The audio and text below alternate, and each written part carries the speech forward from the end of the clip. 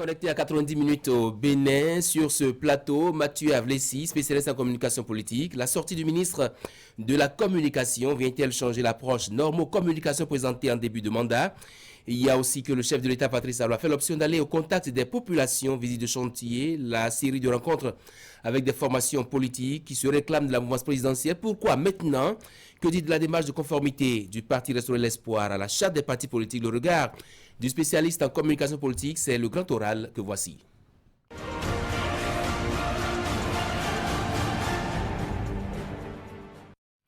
Mathieu Avlessi, bonsoir, bienvenue. Bonsoir, sur monsieur le grand oral. Bonsoir, monsieur Anéroussou. Est-ce que comprendre de la sortie du porte-parole du gouvernement, le gouvernement face à la presse? Je voudrais faire un parallélisme entre la sortie du ministre de la Communication et la sortie du président de la République.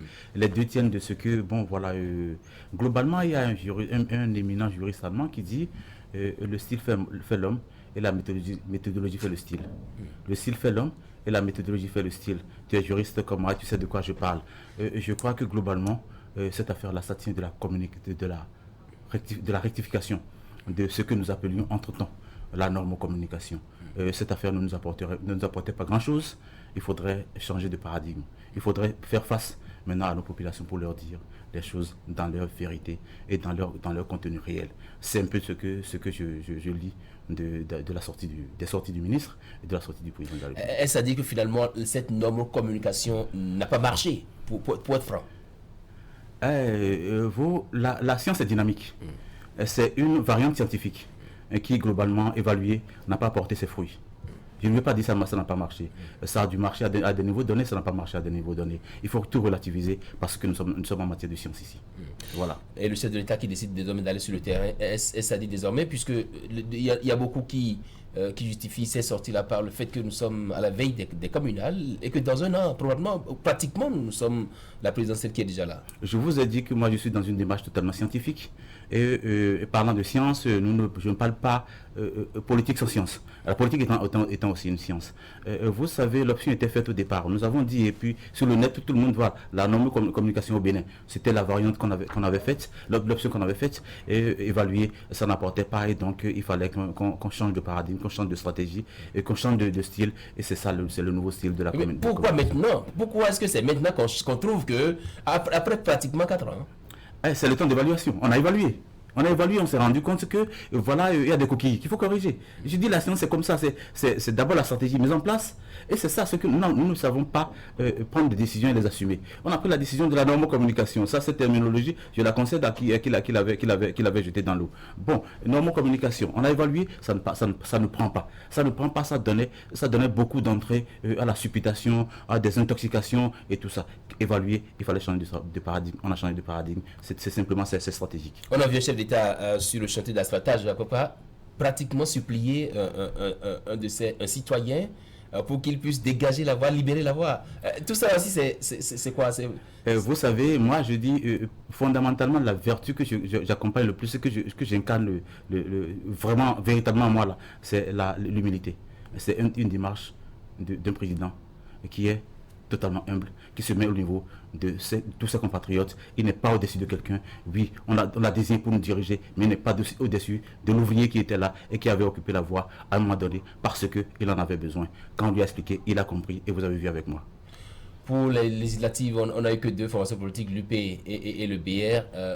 Pour les communales, on se rend compte que, en fait, avec le Restaurer l'Espoir, que nous sommes à 12 formations politiques, si toutes vont effectivement à ces élections, il y a déjà cette rencontre entre le chef de l'État, l'UP, BR, le PRD et Moël Bénin. Est-ce à dire finalement que Patrice Talon reconnaît les siens? Ce n'est pas une question de reconnaissance ou non des siens. C'est une question de ce que, voilà, il fallait faire respecter les dispositions légales. On s'est taillé des tests qu'il fallait faire respecter. Il faut remercier le chef pour nous dire attention, les lois, on devrait les respecter. À un moment donné, nous avons observé que certains partis politiques avaient observé de la résistance par rapport à l'observance de la disposition. Et c'est ça qui expliquait. Certains interprétaient ça comme, comment on appelle-t-on, de l'exclusion. On n'a jamais exclu quelqu'un. les gens aujourd'hui, après qu'ils aient résisté et qu'ils aient pensé que, attention, le chef allait revenir faire chemin retour pour leur permettre d'aller dans la foutaise, j'appelle ça foutaise, où on était, où moi je n'étais pas, parce que je n'étais pas acteur politique dans cette période-là, on ne se voyait pas, on se voyait ordinairement. Vous et moi, on se voyait acteur politique, citoyen béninois. Et je me suis engagé parce que j'ai vu que la variante nouvelle correspond vraiment à mon idéal.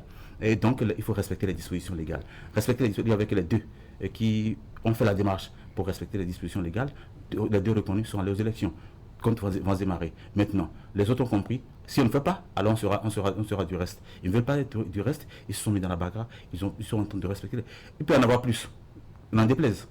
Il peut y en avoir plus. 12, combien, je ne sais pas. Mais tous ceux qui vont respecter les dispositions légales vont se voir autorisés à aller aux élections. Quitte à ce que ça s'évalue par rapport à pourcentage ici ou ça, où on va voir ce que ça va donner par la suite. Mais nos lois, nous devons les respecter. Nous sommes censés ignorer la loi. Le fait pour Moël Béné et le PRD de ne pas prendre part aux législatives, c'était vu plutôt un clash et sont surpris aujourd'hui de voir que ces deux partis vont encore rencontrer Patrice Talon. De quoi ont-ils pu bien discuter? Non, mais en fait, le Moël Béné parti et le PRD se sont inhibés à un moment donné sur des dossiers que nous savons tous. Nous n'allons pas revenir sur, parce que là, ça va faire revenir sur, remis le couteau dans la plaie, parce qu'ils en ont mal en ce moment. Je ne remets pas. Mais ils se sont annulés à un moment donné. Mais non, ils ont compris, ils ont corrigé les coquilles et que ça gêne vraiment. Que même restaurer l'espace, se mettre dans la danse, et faire face aux dispositions légales, respecter les dispositions pour aller aux élections, on ne refuse personne. Ceux qui sont en attente, si encore dans les délais, ils le font, ils seront acceptés. C'est ça. On n'a jamais exclu quelqu'un. Nous ne sommes pas dans une politique d'exclusion. Nous sommes dans une politique dans une démarche nouvelle de réforme de l'environnement politique au Bénin. Ça, je crois que nous devons y tenir très dur. J'accompagne cette démarche. Accompagnons les choses de façon légale, respectons les dispositions que nous sommes données. Si quelqu'un ne respecte pas, il est à la touche. Ce n'est pas un individu qui l'exclut, c'est les textes qui l'excluent. Il y a eu la résistance. Il y a la résistance à Patrice Talon, composée de Restaurer l'espoir, la RB, pour ceux qui restent de la RB, la FCBE se sont conformés au test et donc ont eu le récépissé. Restaurer l'espoir qui fait la démarche, ça dit que finalement la résistance est à l'eau. Ça s'entend. Vous savez que quand vous aviez en face, l'environnement politique antérieur leur permettait de faire de la résistance et d'avoir raison sur le pouvoir. On a toujours vu. Lorsqu'on crie, le pouvoir recule et leur permet d'aller. Aujourd'hui, on dit non, le pouvoir reste le pouvoir. Ça, la force régale, la force de l'État. Quand on dit pouvoir régal, c'est ça, l'État s'est restauré. Le respect des dispositions légales est revenu. Si quelqu'un ne fait pas, les dispositions l'écrasent. Si quelqu'un le fait, les dispositions l'acceptent. C'est aussi simple que ça. Il n'y a pas de FCBE, il n'y a pas de Restaurer l'espoir. Ce n'est pas des individus. Ce n'est que respect des tests. Comment allons comprendre la démarche de Restaurer l'espoir désormais, qui veut se conformer aux tests, alors même que ces tests, par le passé, avaient été combattus. Vous savez, le leader de Restaurer l'espoir, c'est un résistant permanent. Excusez-moi le terme. C'est le gars qui pense que sur tous les terrains, il a toujours raison parce que, manipulant les gens à la base. Aujourd'hui, il n'a plus raison. Il a fini par, il a joué toutes ses cartes. Il ne peut que faire ce qu'il fait en ce moment. S'il ne le fait pas, c'est que c'est ça, c'est son arrêt de mort. Bon, donc, comme il ne veut pas mourir, il fait les démarches. Concédons lui. Moi, je lui concède. Je crois que les dispositions aussi lui concèdent. S'il les fait, s'il prend les dispositions, il ira aux élections. Le 17 mai prochain. Quitte à ce qu'à l'évaluation, il ne se retrouve pas attribué des tests. C'est ça, je ne sais pas. On n'en est pas là en ce moment. Mais il ira aux élections. Le 17 mai prochain, nous irons aux élections communales et municipales. À quelques jours, déjà, il y a les débauchages qui s'observent, les adhésions. Est-ce qu'on peut comprendre cette démarche-là? Alors même qu'il y a une réforme du système partisan qui est censée corriger cela. Non, ce n'est pas ça les choses. Comprenez les choses dans une démarche. Le pays appartient à nous tous. Il n'y a pas d'anciens politiciens, de nouveaux politiciens, non. Tous ceux que, aujourd'hui nous sommes dans les élections communales. C'est au niveau c'est dès à la base. Pendant la Révolution, je ne sais pas si vous êtes relativement plus jeune que moi, en notre temps, pendant que moi j'ai vécu tout jeune la Révolution, les gens sortaient en masse, les candidats se mettent devant, on dit tel, vous le voyez, est-ce que vous voulez de lui? Oui, on le prend. Non, on l'éjecte. C'était comme ça, c'est la volonté populaire qui s'exprime. Aujourd'hui, si on se rend compte que quelqu'un qui est dans l'environnement ancien est toujours accepté par sa population, accompagnons-le. Parce que c'est le pouvoir pour le peuple et par le peuple. C'est les populations de la base qui élisent leurs dirigeants. Nous en sommes là en ce moment. Si quelqu'un qui était dans l'ancien système reste populaire et veut que nous le portions, on le porte. Qui ça va gêner vraiment? En tout cas, ça ne nous gêne pas. Il ça gêne quelqu'un, ce serait tant pis pour lui. Le corps électoral est déjà convoqué avec comme accompagnement des mesures, une mesure d'allègement par rapport au crédit fiscal. Est-ce que vous voyez en cela une mesure qui permet, qui ouvre la porte à beaucoup de formations politiques qui aujourd'hui décident de se mettre en règle et donc d'aller à cette élection? En tout, il faut un peu de flexibilité. La rigueur ne va pas sans un peu de flexibilité. On s'est rendu compte que les gens étaient dans un environnement économique donné qui leur faisait beaucoup de facilité. Et donc, ils se sont créés des charges sans se rendre compte qu'autour de ces charges, il fallait payer des taxes. Évaluer, ça leur pèse un peu dessus. Au même moment, on se rend compte qu'on a besoin de cela parce qu'on a besoin de tous les fils et filles de ce pays. On a besoin de accompagnons-les, échelonnons leur charge fiscale sur le temps, quitte à ce qu'on leur permette donc d'avoir le quitus fiscal et échelonner le reste sur le temps, ils vont le payer par la suite. Qu'ils soient élus ou non, ils vont le payer parce que vous devez à l'État, vous devez payer à l'État. C'est avec ça que nous faisons que nous faisons tout ce que vous voyez aujourd'hui dans tout le pays qui est en chantier. Est-ce que la relecture de la charte des partis politiques et du code électoral, est-ce que ces deux relectures-là permettent ce à quoi nous assistons aujourd'hui, à savoir que nous avons 12 formations politiques qui sont en règle? Pour le moment.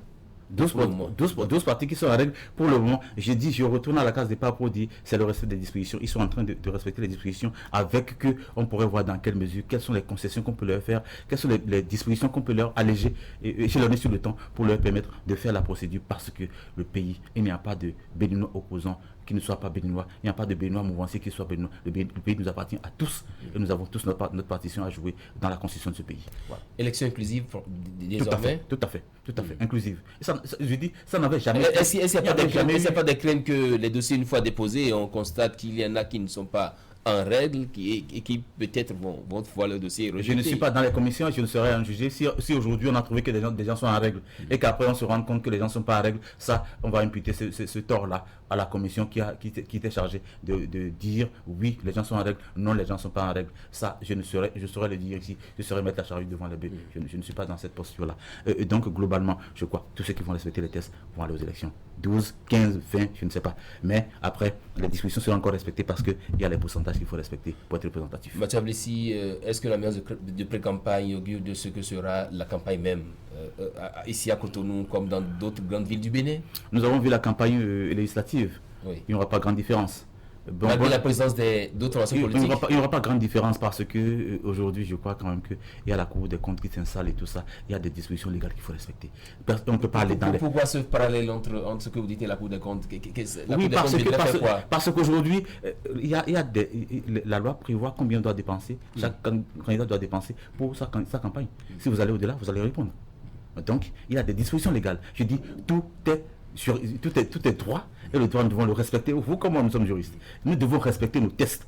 Ça manquait. Maintenant, on nous demande, on nous l'impose, nous devons le faire. Si quelqu'un se met au travers de ça, la loi va l'écraser. Est-ce que finalement le débat sera très ouvert et qu'on assistera à des discours de haute voltige? Le débat était toujours ouvert, mais c'est que les gens, dans leur posture de résistance, n'étaient que dans l'intoxication. S'ils sont objectifs dans leurs échanges, vous savez, moi, j'ai pas d'état d'âme. J'ai échangé avec des notaires sur des plateaux. Je n'ai pas d'état d'âme. On échange. Et puis le débat est scientifique. Chacun expose ses arguments qui te peuvent d'en juger. Est-ce que des élections législatives aux élections communales, le Bénin a changé selon vous? Et ce sera votre mot de la fin? Le Bénin n'a fondamentalement pas changé. Le Bénin a changé dans la dynamique de la gouvernance actuelle. Le Bénin a changé parce que nous sommes donnés des tests que nous devons respecter. On ne prend pas des décisions qu'on n'assume pas. Le chef prend des décisions, il les assume contre vents et marées. Vous savez tout ce qui s'est passé après. Il a fait face, il a reconnu ce qui s'est passé. Il a géré. C'est ça un chef. Un chef ne recule pas devant les difficultés. C'est ça. Comment on appelle-t-on? La capacité d'un chef à gérer, c'est pouvoir faire face aux difficultés et d'avancer.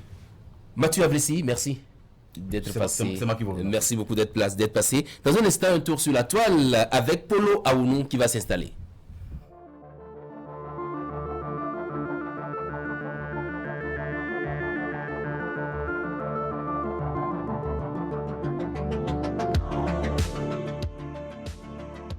Spécialement aménagé pour des clients très exigeants, Millennium Popo Beach est un sublime cadre qui illumine vos séminaires et immortalise vos séjours.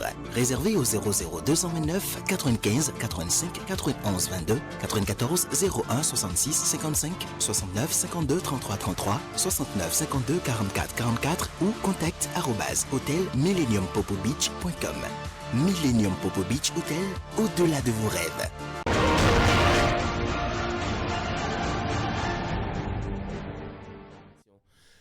Merci beaucoup, Retour Plateau. Polo Aoudou qui s'est déjà confortablement installé. Bonsoir, Polo. Bonsoir. Bienvenue sur ce plateau. Et cette colère de l'administration Trump contre la délégation présidentielle du Bénin, présente aux États-Unis la semaine écoulée, vous dites que c'est une intoxication. Eh bien, c'est une intoxication. Même le ministre des Affaires étrangères l'a si bien dit lors de son point de presse qu'il a donné la dernière fois. Et je pense que sur les réseaux sociaux, ça a fait jaser et beaucoup en parlent. Et j'ai sélectionné pour les téléspectateurs ce soir un texte écrit par Willy Bayala et qui titre Léonce Mbadi pris en flagrant délit de mensonge et de montage grossier. Cette fois-ci, il est tombé sur garçon. Il dit il est partagé sur les réseaux sociaux et dans la presse, c'est par Léonce Mbadi et ses amis, un article de presse attribué au magazine Freemag. Le vrai dans son 127e numéro. Un montage et un grossier tissu de mensonges orchestrés par Léonce Mbadi qui passe son temps à salir notre pays, le Bénin. Freemag est un mensuel édité par l'association Presse Purée et il a donné tout. Il dit encore que le magazine n'est pas encore à son 127e numéro comme le fait croire Léonce Mbadi. Le dernier numéro qui n'est que le 90e du magazine a été édité la semaine dernière et mis en vente à partir du 24 janvier 2020. De toutes les façons, l'association Presse Purée entend faire ses propres enquêtes et se réserve le droit d'user de tous les moyens légaux pour restaurer l'image de marque de son journal. Les responsables du magazine Le Vrai ne manqueront certainement pas de lester en justice. Au moins là, il ne parlera pas de chasse aux sorcières. Et s'il veut fuir la justice française pour avoir posé un acte aussi grave, il pourra maintenant s'exiler pour de vrai. Soit il revient au pays pour être exilé dans son propre pays. Voilà le montage. Oui. Un montage grotesque. Confidentiel. Sale cadre pour Patrice Talon à Washington.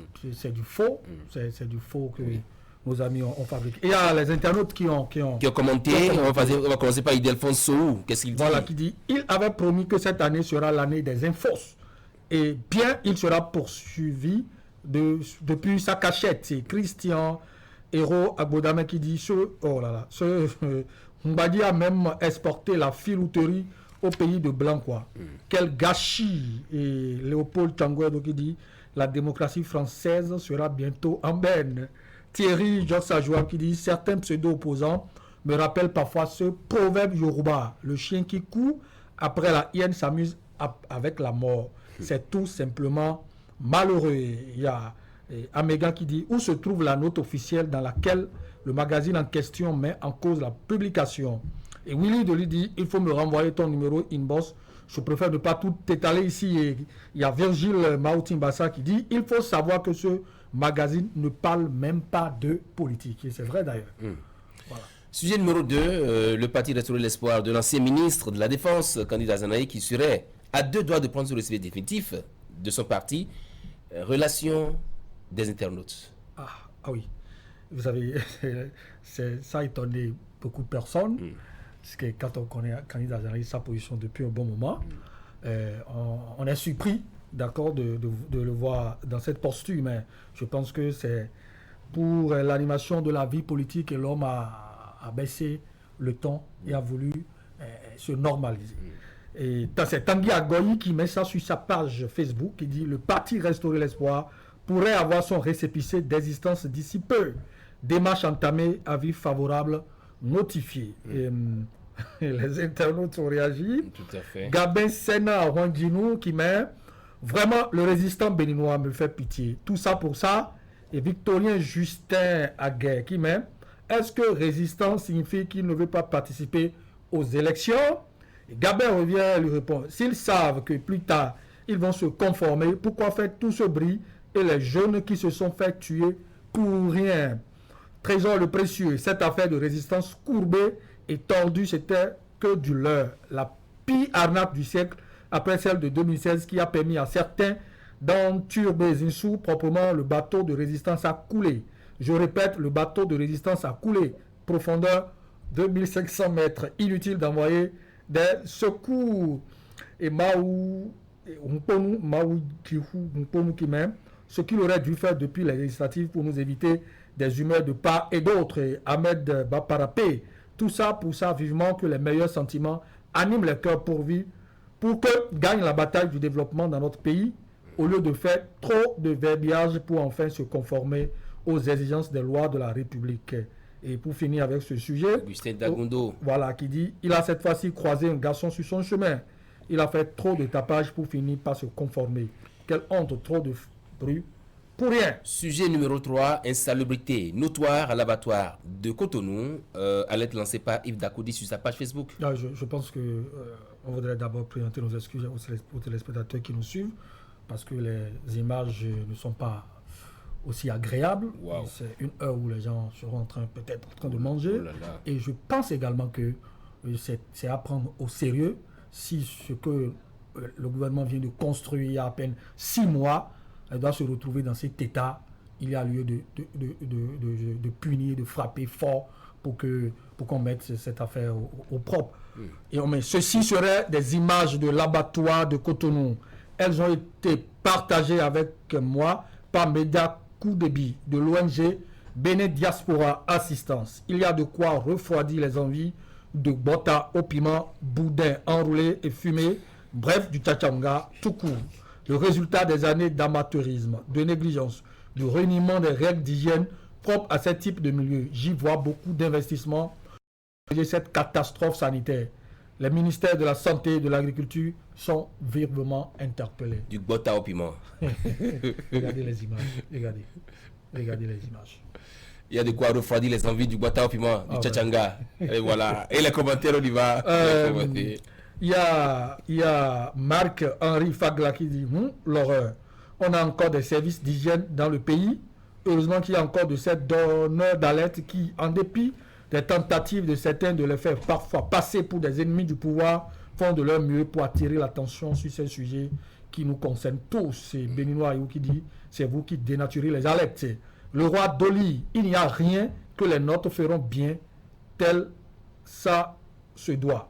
Si ce n'est pas méchanceté génétique, comment on va faire manger les autres un truc qui sort de là. Les vendeuses de manger sont aussi pareilles. Les cantines scolaires de certains établissements privés où la scolarité est élevée ne sont pas épargnées par ce manque d'hygiène. On est trop sale dans ce pays. Wow. C'est Mévo Kengpe qui dit, mais mon grand, un abattoir de type moderne a été construit et récemment mis en marche à Kpakpa et comptant pour le projet de construction des aides d'abattage. Donc ce phénomène d'insalubrité et d'hygiène sont normalement rangés dans le passé.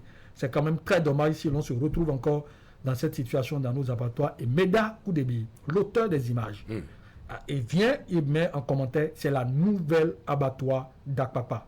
PK6 qui est dans cet état, sans électricité et l'eau de Soneb pour cause de mauvaise gestion. Voilà. Et Chakiro qui revient, qui dit... C'est incroyable. C'est incroyable. C'est vraiment incroyable. C'est vraiment incroyable. C'est vraiment incroyable. Vraiment incroyable. Mais de toute façon, je compte sur nos autorités. Et le Bénin d'aujourd'hui n'est plus le Bénin d'hier.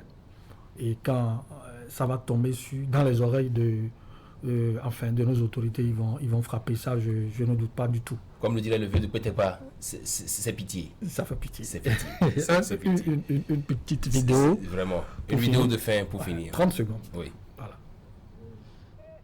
Janvier est fini. Janvier est fini. Janvier est fini. Oh, janvier est fini. Janvier est fini. Non, janvier est fini. Janvier est fini.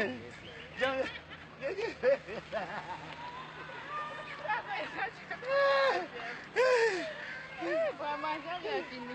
Janvier est fini. C'est quoi, il a souffert de la jambiose, c'est ça? Vous connaissez la jambiose, non? Ah ben... C'est cette maladie qui attaque tout, tout le monde au mois de janvier. Si vous fêtez, vous ne faites pas les provisions. Et vraiment, le mois de janvier, c'est comme si ça compte 90 jours. Vous voyez comment... C'est un juge qui m'informait, qui dit qu'il y a ce qu'on appelle en janvier la janviose. Je dis, mais c'est quoi la janvier? Il dit oui, que c'est la souffrance d'après les fêtes. J'ai dit, ah d'accord. Ah, on en a tous Ah oui, souffert. la janviose. Ah oui. Ouais, mais... Il est si content de voir le janvier finir. Ah oui, ah Wow. oui, ah oui. Et si on fête, on fête exagérément, sans savoir que, attention, le salaire que nous prenons avant, en décembre, c'est ça qu'on va utiliser tout le mois de janvier. Si on finit tout dans le mois de décembre, c'est ce que... vous le voyez comment il s'est arrêté du Un si long mois. Non, le mois de janvier est tellement long, comme le dirait l'autre. Le mois est longueur. C'est pas ce qu'on dit là. C'est... En tout cas, j'en connais beaucoup oui. qui en ont souffert également. Je ne veux pas citer des noms. Un petit commentaire sur les sujets que vous avez abordés? Non, un sujet que vous choisissez comme ça au pif, allez-y. Oui, ce qui vraiment me touche, c'est le dernier sujet. Je le dis et je le répète. Sur l'abattoir qui est dans un état de salubrité notoire. Nous qui avons l'habitude de manger dehors, parce que nous passons la majorité de notre temps dehors. C'est tout le botard avec... ça fait peur. Hein? Nous avons l'habitude de manger botard au stade et partout. Ce n'est pas pour décourager les gens, mais je pense que on ne peut pas prendre notre argent pour aller acheter la mort. Et ceux qui le font, ils doivent savoir que c'est un péché. Hein? Ils doivent savoir que c'est un péché et ils doivent arrêter. Les autorités n'ont même pas besoin d'agir. Ils doivent immédiatement cesser de nous faire consommer de pareils trucs. Et je me dis également que ceux qui sont chargés de suivre, d'accord, ces lieux, ça veut dire qu'ils ont failli à leur mission. Ils ont failli à leur mission à un moment donné, parce qu'on ne peut pas, je dis bien, c'est inadmissible que des trucs pareils se retrouvent à Cotonou. C'est dommage, c'est dommage. Je pense que ça va tomber dans les oreilles de nos autorités. Merci à vous pour l'ordre. C'est moi. Merci pour ce coup de gueule, pour sauver le bois tapimenté que nous mangeons, le tchatchanga que nous prenons voir, Que peut-être on va manger tout à l'heure. le pété que nous mangeons à différents endroits. Merci beaucoup à vous pour l'ordre d'être passé. L'info en continue sur le site web Canal 3, www.canal3television.com. C'était donc 90 minutes au Bénin de ce jour. À lundi prochain, si vous avez aimé, faites le savoir.